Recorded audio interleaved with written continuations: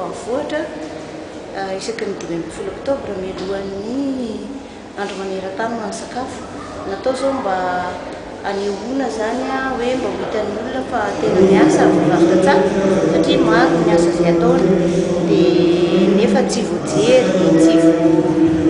tsy voakarakara mihitsy zany ny vehivavy ao amin'ny ankapobeny fa lasa ohatrany hoe tsy hita ny asa vitany. Dia amin'izao fotoana izao moa natao ity zany teto Antananarivo mikasika ny loahevitra dia hoe ny vehivavy tantsaha antoky ny fiandrianana ara-tsakafo dia ny fizotrana zany dia nisy ny fanokafana ofisialy ary misy ny stand anehoana an'ireo asa vehivavy fa misy ihany koa ny valan-dresaka raha nandevitra izay anehoana hoe inona avy moa zany ka hamoahana hoe feikevitra sy toro-kevitra omena fitondrana omena mpamatsy vola omena ny vehivavy ihany koa satria manana andraikitra izy. Dia izay zany amin'ny ankapobeny ny fandaharam-potoana mandritra ny roa andro moa izy ity no anaovana azy dia misy